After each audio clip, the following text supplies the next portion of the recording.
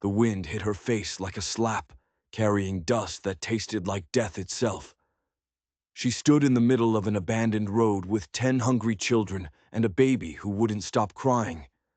Her boots were falling apart. The town behind them had shut every door, every window, every chance they had, and she had nowhere left to go. But then a man appeared on the horizon, a stranger who would change everything, though not in the way anyone expected. The eldest boy coughed behind her, that wet rattle that meant his lungs were giving up. She grabbed his shoulder without looking, holding him upright like her touch alone could keep death away. Her mouth tasted like metal, like fear, like the end of everything. 3 months ago she'd had a husband, a cabin, a future. Then the rifle cracked in the woods one winter night, and men came with papers that said the land wasn't hers anymore. They took everything, the cattle, the house, the life she'd built. Everything except the children.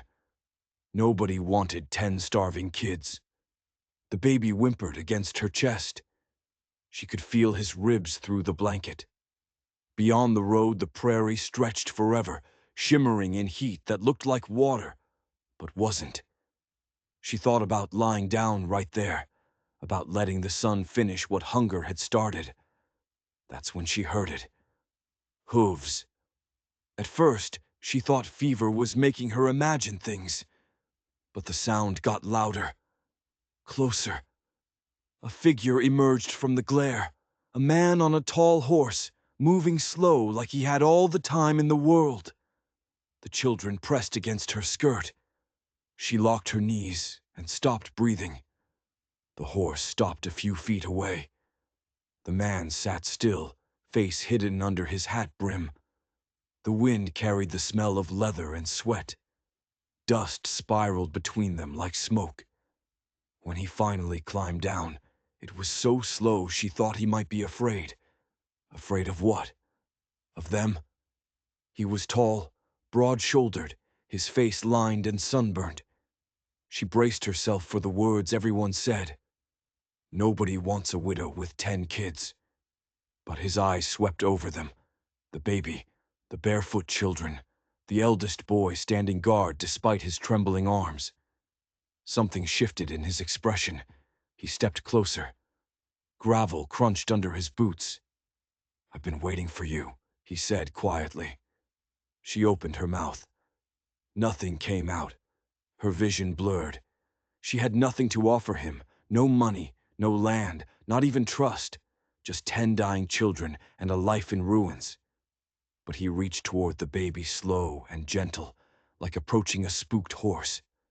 The baby went still. The children stared, wide-eyed. She realized she was shaking, not just from hunger, from something else, something that felt dangerous. He walked to his horse and untied a canteen, then a small flour sack. He held them toward her.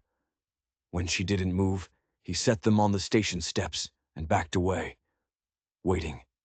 Her hands shook as she knelt and loosened the twine. Inside was cheese wrapped in cloth, bread, salt. The smell hit her so hard she had to grab the step to keep from falling. She broke the bread into pieces, passing them to small hands that darted forward and back like frightened birds. The man watched the road like he was reading something invisible. Then he said her name, not the one the town whispered with pity, her real name, the one buried under years of loss and grief. A soft sound that made her skin prickle. She stiffened. He cleared his throat, almost apologetic, like he'd trespassed somewhere sacred. He told her he'd heard about the winter, about the rifle and the laws, and how fast neighbors could turn grief into an auction. He didn't ask for details. He just said the light would fail soon, and the wind came cruel after sundown. He left it there, an offer hanging in the air like smoke. She watched as he studied each child, as if naming them by the shape of their hunger. The little ones clinging to her skirt, the middle children with hollow eyes, The eldest still measuring this stranger with the careful attention of someone who'd learned every adult was a threat. When she finally lifted the canteen to her lips, the water was so cold it stung. She closed her eyes and felt something inside her break. Just one thread. But it was enough. She passed the canteen to the eldest boy, who took it like a sacred thing, and tilted it for the younger ones. Each mouth blessed in turn. The man didn't wait for thanks.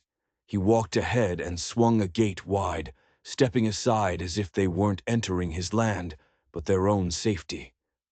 The children slipped through, touching the wood like it might vanish. Inside the yard, he turned to her with a careful look that made her fingers curl around the baby's back. He said there was space in the barn loft, clean straw. Quilts aired that morning because he'd had a feeling. He said the pump was primed, coffee ready, beans soaking. He said it like weather facts, like things that required no persuasion. Then, after a silence long enough to be decent, he added that a woman who'd carried 10 children across a merciless stretch of country had a right to choose her next step, and he wouldn't force a single one. A breath came into her chest that wasn't pain. She looked past him to the house, to a window where a curtain moved like the house itself was breathing. The children drifted toward the barn, drawn by the smell of hay. The eldest boy hesitated, watching the man like a dog, deciding if a boot meant kindness or a kick. The man met his gaze and nodded once. A small salute that said, "You've stood guard long enough, son." It counted. She followed the sound of feet on packed earth. The loft ladder creaked. The baby stirred, then sank back into sleep. She set him down on a folded quilt and pressed her hands to the rough beam beside it, feeling the grain against her palms. Old growth, straight and true. The beam didn't ask anything of her. It just held. Below, the man's boots moved toward the house. A door opened, closed, water pumped. A pan clanged lightly. The quiet between those sounds wasn't empty. It gathered, it waited. She sank beside the baby and bowed her head. Not in prayer exactly, but close. The way a person bends beneath sudden shade in the hottest part of the day. Somewhere in that stillness, the part of her that had been braced for the next blow loosened. Just a fraction, just enough to let one dangerous thought slip in. What if this is real? If your heart is racing, don't stop now. This story is just beginning. Night came soft, but certain. Heat bled from the ground until the earth cooled under bare feet. Cicadas hummed in the cottonwoods. A lantern glowed in the house window, steady and unhurried. She lay beside the baby, listening to the children breathe. Thin, whistling, but even. The smell of them, salt and dust and sleep, filled the air. Proof they still existed. Boards creaked below. She rose before thinking, moving quietly so the baby wouldn't wake. Her legs trembled, but she climbed down the ladder, the rough wood biting into her palms. He was at the pump trough, sleeves rolled, forearms dark with water. The lantern threw his shadow long across the yard. He didn't startle when she approached. He just handed her the ladle without looking. The water shocked her tongue. Sharp, iron cold. Then it settled in her belly like an anchor. They stood side by side in silence, two shadows listening to frogs by the creek. He spoke without turning, said he'd grown up on this land. His father's bones lay under the cottonwoods, his mother's quilt still tucked in the cedar chest. He'd left once, chasing something bigger than fences, and came back when he found the world hollow. The house had stayed empty since. She kept her gaze on the lantern's flame. She had no words. The weight of speaking felt impossible. He didn't press. He said only that he'd known silence too, the kind that outlived sound. He said it plain, without pity, and it landed in her like a stone in a dry well. When she finally looked at him, his face was softer than before. Not gentle, something steadier, weathered the way old beams were. Load-bearing. He'd set bread to rise, he said. Beans to simmer. The kitchen door would stay unlatched. If she wanted to stay, she could. If she chose to leave come morning, he'd hitch the wagon and ride beside her, so no one mistook her for abandoned again. Something inside her flinched at that word. Again, he seemed to notice. He tipped his hat and went inside without waiting for an answer. She stood there after he was gone, ladle still in her hand, feeling the night press against her skin like a cool palm. The house sat quiet, lamp-lit, rooted to the earth, as if it had grown there. Behind her, the barn held the rise and fall of small chests. The baby shifted in his sleep. She thought of her husband's voice, hard and hollow toward the end. She thought of the neighbors' faces when the men carried the cattle off, relief and shame sitting side by side in their eyes. She thought of all the miles since, of how the children had learned not to cry because sound cost too much. This silence was different. It didn't press her down.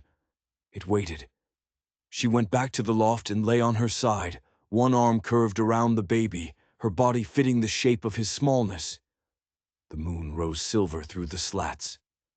Somewhere a coyote called, thin and wild, and far off another answered. The sound didn't rattle her bones. It braided with the night, became part of the weave. When she closed her eyes, she didn't fall into exhaustion. She floated at its edge. But dawn would bring a test, one she didn't see coming. Morning came slow, washed gold through the boards. She woke to coffee and bread. The children were already stirring, hair stuck up like prairie grass. She helped them down one by one, steadying each thin ankle. In the yard, the man was splitting kindling. Each stroke landed true, even like a heartbeat. The eldest boy hovered near him, pretending not to watch. The man handed him a smaller axe without comment. The boy's fingers tightened around it like a vow. She didn't speak thanks. He didn't ask. He gestured to the porch where tin mugs waited, steam curling. The children ate with stunned reverence. Crumbs dotted their mouths, eyes half closed, as if tasting sunlight. She chewed slowly, though hunger burned her throat, because she feared if she gave in all at once, she'd weep into the crust. The man sat on the step, watching the horizon. When the last bite was gone, he stood and brushed crumbs from his hands. He said there were fences to mend, a windmill that squealed, a mare heavy with foal that needed watching. He said there was work enough here for any soul who wanted to belong. Belong. The word struck through her like lightning. Her hands curled around the empty mug until the tin clicked against her teeth. She set it down slowly. The children were scattering into the yard, chasing each other, their laughter breaking in small, surprised bursts. The sound startled her. It had been so long since their voices rose without fear trailing behind. The man bent to check the mare, palm skimming her belly with reverence. The eldest boy shadowed him, closer now, no longer pretending.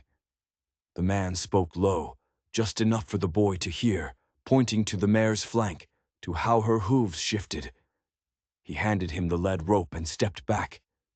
The boy froze, then straightened, shoulders sharp with sudden purpose. The mare snorted against his wrist, and something crossed his face, part terror, part wonder. She watched from the porch, sun spilling gold down her forearms, and felt an ache she didn't recognize. Not hunger, not fear, something older, buried under years of running, the memory of ease. Her body moved on its own toward the barn. She found a broom and began to sweep the loft. Straw rasped across boards. Dust rose and caught the light. She shook the quilts, hung them in the sun, beat them clean until her arms trembled.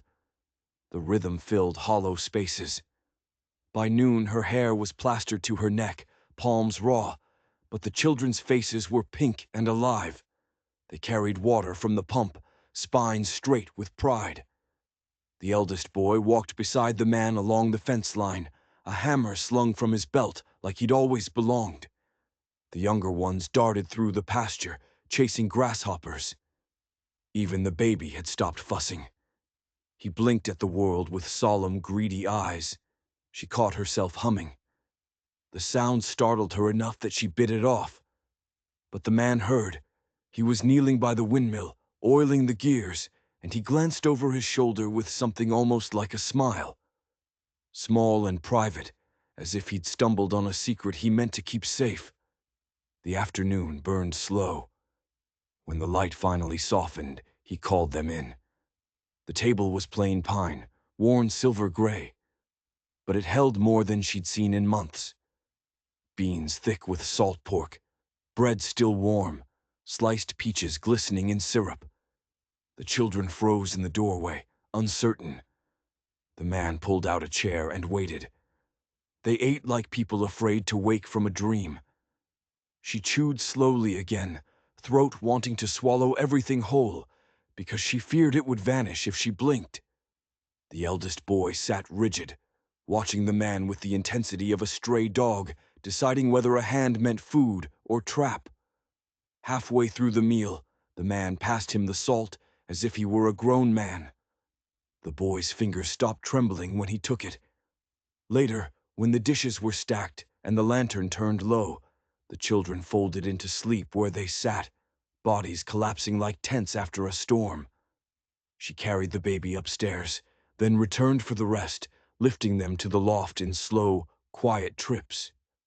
The man cleared the table without a word, as if the act itself were sacred. When the last child's breath had steadied, she stepped onto the porch. The night was cool and wide. Stars spilled across the sky like shattered quartz. He was leaning against the post, hat low, pipe unlit in his hand. For a long while they stood without speaking. The silence didn't press. It held. He finally said that people had talked when he chose to live alone. That they said a man like him should have filled the house with noise long ago. He said he hadn't been waiting for noise. She stared out at the pasture, silvered in moonlight. He said he wouldn't rush her. That roots weren't planted in a day. That he knew the shape of grief and how it didn't loosen quickly. He said it as though time itself had made the vow for him. She didn't answer. Couldn't. Her throat was tight with something too large for words. But when he turned to go inside, she found herself asking, barely above a whisper, why he had waited. He paused. Then he said, without turning, that he'd built this place for someone who could see both its loneliness and its worth. Then he went inside, leaving the door unlatched behind him. She stood in the doorway long after, the lantern glow pooling at her feet, night breathing cool against her back. His words lingered like a low fire. Someone who could see both its loneliness and its worth. Her chest ached with the thought that maybe, for once, he'd meant her. But the next morning would prove that nothing this good came without a price. Sleep came shallow but clean. No dreams of gun smoke or auction blocks. Just frogs in the creek and the rhythm of 10 small hearts. The next days unfolded quiet as dawn. She woke before the sun to pump water, hands stiff but sure. She set the children to tasks, gathering eggs, pulling weeds, sweeping the porch, and they obeyed. Not from fear, from the strange new thrill of mattering. The eldest boy learned the gate latch, the shape of a hammer's arc, the weight of trust. The others followed like shadows, learning to walk on their own legs. She found her body growing stronger. Aches smoothed into muscle. Color returned to her skin like spring creeping back into frozen fields. She spoke little, but the silence between her and the man was no longer a void. It was a bridge. Sometimes they crossed it in small ways, a nod across the yard, a word about weather. a shared glance when a child's laugh rang out. Once she caught him watching the youngest toddle after a chicken, his face soft in a way she hadn't known a man's could be. He turned away when he saw her looking, not from shame, from some private, wordless respect. At dusk, when the day cooled, he sat sharpening tools on the porch while she mended clothes by lamplight. The children sprawled in the grass, fireflies flickering like tiny gold lanterns around their feet. The world, which had felt sharp-edged and merciless for so long, seemed to round its corners, to breathe again. But whispers came, riding the wind from town. She heard them when she rode in for flour, the way the storekeeper's smile faltered, the way two women bent their heads together, words hissing soft as dry grass. A widow with 10 children, a man alone too long. What kind of man takes on all that ruin unless he's broken himself? She held her spine straight and said nothing, but the words lodged like thorns. That night she lay awake, staring at the beams until the dark swam. She thought of leaving at first light, of packing what little they had and walking out before the world could slam another door. She told herself it was for the children, to spare them the scorn. But she knew it was fear, a fear so old it had begun to look like caution. Just before dawn she rose and stepped outside. Mist drifted from the creek, soft as breath. The man was already in the yard, oiling the wagon wheels. He glanced up as though he'd been waiting. "You thinking of running?" he said. Not as an accusation, just as fact. She flinched. "I've run before and survived," he said. The words landed like a hand on her shoulder, warm, steady. "But you don't have to keep doing it. Not here. Not unless you want to." The air between them felt fragile. She wanted to ask how he could be so certain, how he could look at her, the ruin of her clothes, the hollow under her eyes, the weight of 10 lives pulling her thin, and still speak as if she were something worth waiting for. But the children began to stir in the loft, voices rising like birdsong, and the moment slipped. He stood, wiped the grease from his hands, and said there was a fence down by the creek that needed mending. As he walked away, she realized he hadn't asked her to stay. He'd only made room. And for the first time in years, the idea of staying didn't feel like surrender. It felt like choosing. But the moment she made that choice, everything changed. The morning rose clear and sharp. Dew jeweled the pasture grass. The sky stretched pale as washed linen. The children tumbled from the loft, laughter startling the crows from the fence posts. She watched them run, shadows trailing long and light, and something eased in her chest, an old knot loosening one thread at a time. She gathered the baby to her hip and walked toward the house. The door stood open, coffee drifting like a promise. He was at the table with a ledger book, head bent, pencil moving in neat strokes. He looked up, and for a moment they held each other's gaze across the room's quiet. "Bread's on the counter," he said, voice low from disuse. "Eat first, talk later." She obeyed, not from habit, from something gentler, something like trust. The bread was still warm, crust crackling under her fingers. She tore pieces for the children as they slipped in one by one until the kitchen filled with small clatter and breathy murmurs of contentment. The house seemed to stretch around them, not crowded, whole, as if it had been waiting all this time to be full. Later, when the sun burned off the last dew, he saddled 2 horses and nodded toward the creek. She hesitated. She hadn't ridden since before the winter, before the rifle, before everything. But the eldest boy's eyes were shining, and the younger ones were already running barefoot down the slope. She swung into the saddle stiffly, skirts gathered awkwardly, baby snug against her back.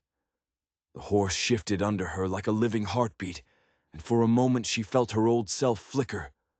the woman who'd once raced the wind for the sheer sin of feeling alive. They rode the fence line slow and steady. He showed her where the wire sagged, where posts leaned, where coyotes had slipped through. He spoke little, but his voice wove through the air like the creek's murmur. Measured, steady, patient. The eldest boy rode beside him, watching every motion as if memorizing scripture. When the boy misjudged a knot and cursed under his breath, the man only grunted and showed him again. Slower this time. The boy's shoulders straightened like saplings finding sunlight. By noon their hands were raw, faces streaked with sweat and dust, but the fence stood taut and true. The children cheered as if it were a fortress. She sank onto a stump to catch her breath, and the man passed her the canteen without a word. Their fingers brushed, rough and brief. Something leapt under her ribs so fierce it frightened her. They rode back in silence, the rhythm of horses and creak of leather saying what neither dared. That evening, after the children had washed in the creek and curled into quilts with full bellies, she found herself on the porch again. The sky was violet, fading to ink. First stars shivering through. He sat a few feet away, boots propped on the rail, pipe smoke curling like ghost-thin ribbons. "Town's been talking," he said finally. She stiffened. "They always do," he added, almost gently. "But they don't know the work it takes to keep something alive." The words sank through her like rain into parched soil. "I don't know if I can give you what you think I have left," she whispered. He turned his head, eyes dark as creek water in moonlight. "I'm not asking for what's left," he said. "I'm asking for what's real." The night went still around them, as if the world were holding its breath. Inside, one of the children stirred and sighed in sleep. The sound pulled something deep inside her, something she'd buried under miles of grief and silence. She thought of how he'd left the door unlatched, how he'd given them work instead of pity, how he'd waited without reaching to claim. She couldn't say yes, not yet, but she found herself nodding. Small and certain, his shoulders eased as if some weight he'd carried alone had finally lowered to the ground. They sat there while the moon climbed. Two quiet figures on the porch of a house no longer empty, the space between them no longer barren. And for the first time, the word home didn't taste like loss. It tasted like beginning. Then, 3 days later, riders came. She saw the dust first, rising from the road like smoke. 4 horses, 5 men. The eldest boy spotted them from the fence line and ran, boots pounding the earth, face white as ash. "Men coming," he gasped. "From town." The man set down the tools he'd been sharpening. His face went still. Not afraid. Something harder. "Get the children inside," he said quietly. She didn't question. She moved. Herded the little ones toward the barn, counting heads, pulse hammering in her throat. The baby whimpered, sensing her fear. Through the barn slats, she watched the riders approach. They stopped at the gate. One dismounted, a tall man in a dark coat, badge glinting on his chest. The sheriff. "Afternoon," the sheriff called. The man walked to meet them, slow and deliberate. "Sheriff." "We've had complaints," the sheriff said. His voice carried across the yard. "About the arrangement here." "What arrangement?" "A widow. 10 children. No marriage. Folks are concerned about the propriety." The man's jaw tightened. "Folks ought to mind their own business." "Can't do that when there's children involved," the sheriff said. "Law's clear. Woman can't cohabit with a man she's not married to, not with minors present." Inside the barn, her blood went cold. "She's not cohabiting," the man said, voice hard as iron. "She's sheltering. There's a difference." "Not in the eyes of the town, or the law. So what are you proposing?" The sheriff shifted in his saddle. Either you marry her proper and legal, or she moves on. Those are the options." Silence stretched like wire about to snap. She pressed her hand over her mouth to keep from making a sound. The children huddled around her, eyes wide and terrified. They'd heard these kinds of words before, words that meant losing everything. "And if she has nowhere to go?" the man asked quietly. "Orphanage will take the children. Like hell." The words came out sharp as a whip crack. The horses stirred, uneasy. "We're trying to be reasonable here," the sheriff said. "But the law's the law. You've got until Sunday to make it right, or we'll be back with papers." The riders turned and left, dust trailing behind them like a curse. She stayed frozen in the barn long after they disappeared. The children were silent, pressed against her like they could make themselves invisible. The eldest boy's hands were clenched into fists. When she finally stepped out, the man was standing in the yard, staring at the road. His shoulders were rigid, jaw tight. She walked toward him slowly. He turned before she reached him. "I won't let them take the children," he said, voice low and fierce. "I won't."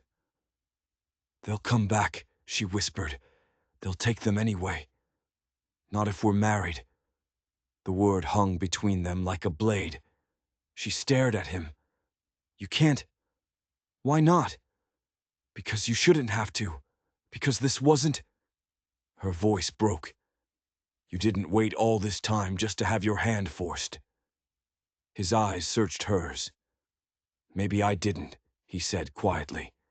"But I'd rather marry you forced than lose you to the law."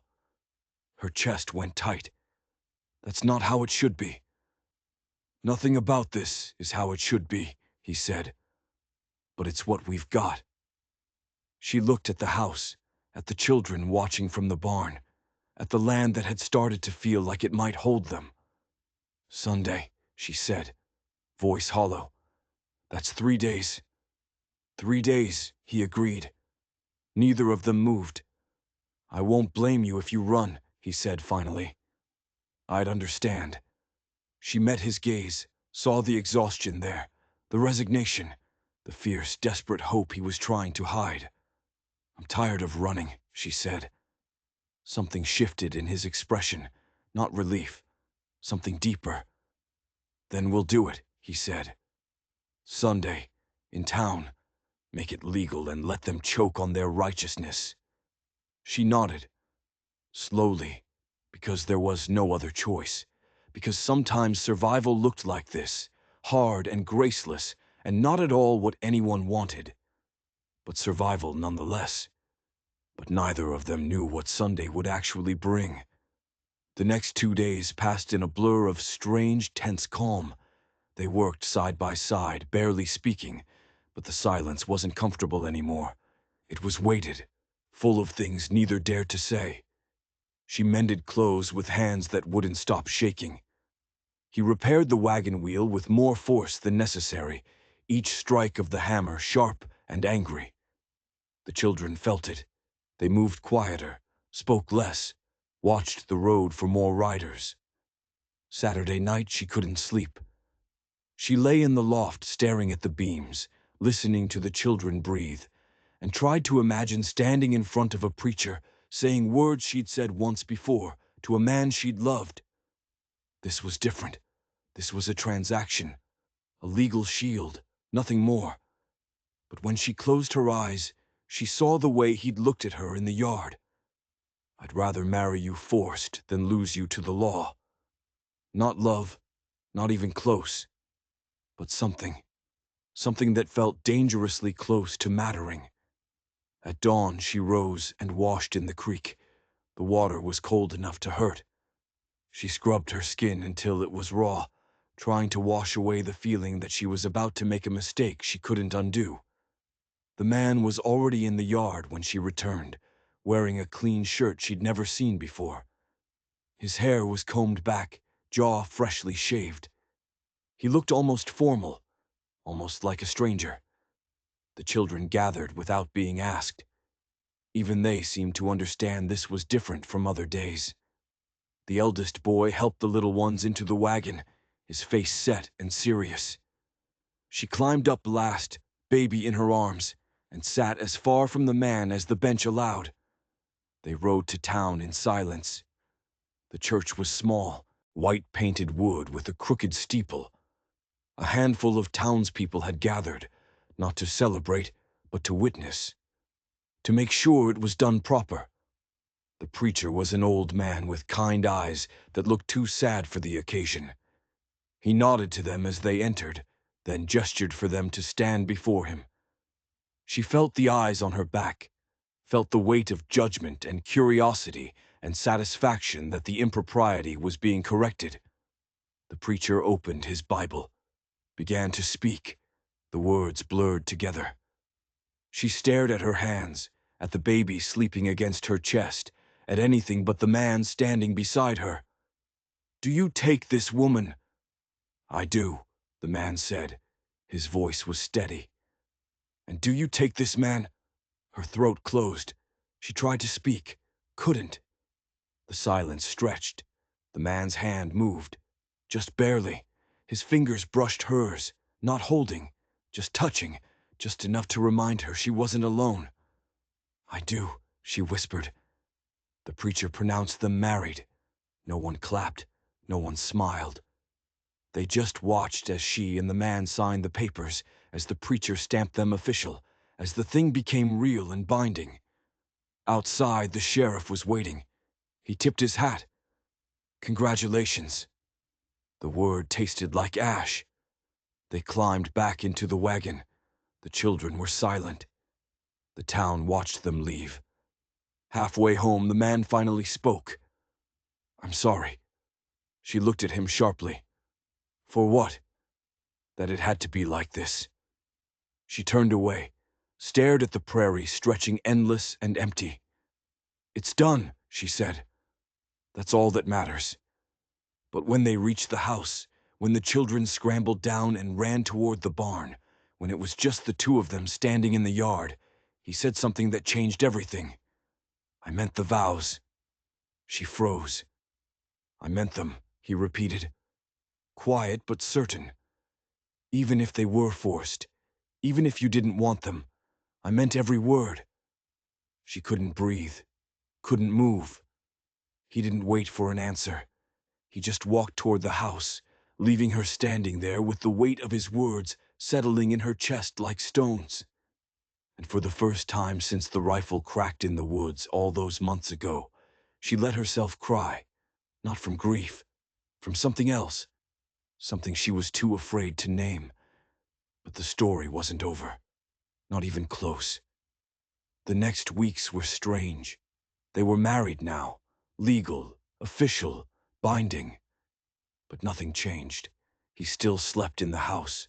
She still slept in the loft with the children.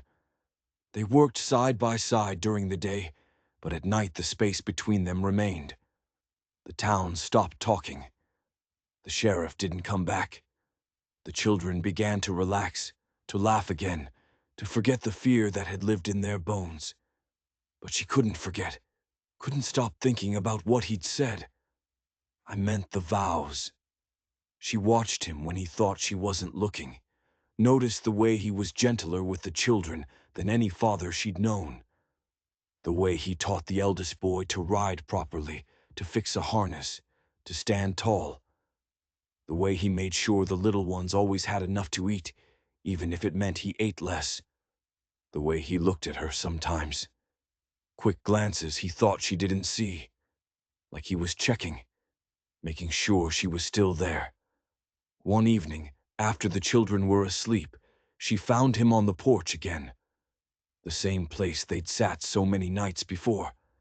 She sat beside him, not touching, but closer than before. "Thank you," she said quietly. He glanced at her. "For what?" "For not making me leave, for giving us a home." "It's your home," he said. "Legally now, can't take it away." "Is that why you did it?" she asked. "To make it legal?" He was quiet for a long time. Then, "No." Then why? He turned to face her fully. In the moonlight, his eyes were dark and honest. Because I watched you walk that road with 10 children and a dying hope, and I thought if I didn't do something, I'd never forgive myself. Because I've been alone in this house for 10 years, waiting for someone who'd see it the way I do. Not as perfect, but as real. Because when you looked at me that first day, you didn't see a savior or a fool. You saw a man, and that was enough. Her breath caught. Because I built this place for a family, he continued, and you walked in with one ready-made. Because I'm tired of being alone. Because every day I watch you fight to keep those children alive, and I see strength I've never seen in anyone. Because... He stopped. Because what? She whispered. Because somewhere between the first day and now, I fell in love with you. The world went still. She stared at him, heart hammering against her ribs. You don't know me. I know you better than you think. You don't know what I've been, what I've lost, what I'm still losing. I know you survived, he said. That's enough. It shouldn't be. Why not? Because she'd learned long ago that love didn't last, that it cracked like ice under weight, that it left you standing in snow with a rifle echo ringing in your ears and 10 hungry mouths to feed. But she didn't say that. Instead, she said, "What if I can't love you back?" He smiled, small and sad. "Then I'll wait." "You shouldn't have to wait." "Maybe not," he agreed, "but I will anyway." She looked at him, really looked, at the lines around his eyes, at the gentleness in his rough hands, at the way he sat beside her, giving her space even now.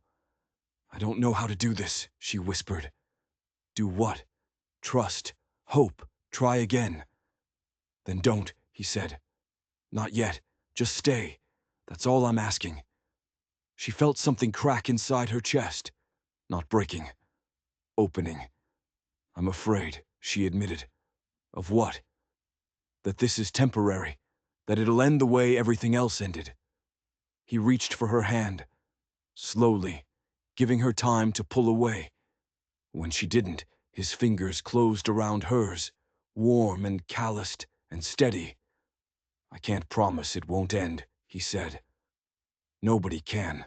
But I can promise I'll fight like hell to make sure it doesn't."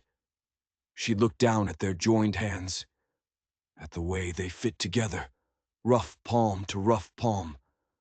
"I don't know if I can be a wife," she said. "You already are." "I mean a real one." "What's real?" he asked. "Standing beside me when the fence needs mending, feeding my morning coffee, letting me teach your boy to ride. You've been doing that for weeks now." "That's different." "How?" She couldn't answer. Because maybe it wasn't different. Maybe it had been real all along, and she'd been too scared to see it. He squeezed her hand gently. "I'm not asking you to love me tomorrow, or next week, or next year. I'm just asking you to stay. And if someday you wake up and realize you don't hate the idea of me, that'll be enough." Her eyes burned. "That's not enough." "It is for me." She turned her hand over, lacing her fingers through his. The gesture felt enormous, terrifying, like stepping off a cliff. "One day at a time," she said finally. He nodded. "One day at a time." They sat there while the moon climbed, hands joined, and for the first time she let herself imagine it. Not just surviving, but living, really living, here, with him, with the children, with mornings that tasted like coffee and evenings that smelled like fresh hay. It was the most dangerous thing she'd ever imagined. But maybe, just maybe, it was also the most real. Winter came slow that year. The air turned crisp. Leaves fell from the cottonwoods like gold coins. The children grew stronger, faces filling out, voices getting louder. She moved from the barn to the house, not to his room, to a small room upstairs that he'd prepared quietly, without fanfare. A bed with clean sheets, a window that faced east, a place that was hers. But most nights she found herself downstairs, sitting by the fire while he read or mended tack or simply stared into the flames. They talked more, about small things, about the weather and the horses and what the children needed. Sometimes about bigger things, about his parents, about her husband, about the years of loneliness that had carved them both hollow. The eldest boy started calling him Sir. Then, one day, Pa. He said it casual, like it was nothing, while they were fixing a fence. The man froze, looked at the boy, nodded once. That was all. But that night she saw him sitting alone in the dark, face in his hands, shoulders shaking. She almost went to him. Almost. But she knew some griefs were too big to share, some joys too. Christmas came. They had no money for gifts. But he carved wooden animals for the children, a horse, a cow, a chicken, and she sewed dolls from scraps. The children's faces on Christmas morning made her chest ache. That night, after everyone was asleep, she found him on the porch again. She sat beside him, close enough that their shoulders touched. "Thank you," she said. "For what?" "For this. All of it." He didn't answer, just took her hand again. They'd been doing that more lately, holding hands. Small touches that said what words couldn't. "I'm glad you're here," he said finally. She looked at him, at his profile in the moonlight, at the face she'd grown so familiar with. "I'm glad I stayed," she said. He turned to her, and something in his eyes made her breath catch. "Can I?" He stopped, swallowed. "Can I kiss you?" Her heart hammered. "Yes." He leaned in slowly, giving her time to change her mind. But she didn't. When his lips touched hers, it was gentle, careful, like he was afraid she'd break. She kissed him back, not with passion, not yet, but with something else, with permission, with possibility. When they pulled apart, he rested his forehead against hers. "I love you," he whispered. She closed her eyes. The words were still hard, still frightening, but they were also true. "I know," she said. And then, because she could finally say it, "I think I love you too." He pulled back to look at her, eyes bright with something that looked like hope. "You think?" She smiled, small but real. "I'm still figuring it out." "That's okay," he said. "We've got time." And they did. Years of it. Years of mornings and evenings and seasons turning. Years of children growing. Years of work and laughter and quiet moments on the porch. Years of building something that lasted. If this story touched you, don't forget to subscribe. Because sometimes the best endings aren't the ones that come easy. They're the ones you fight for, one day at a time.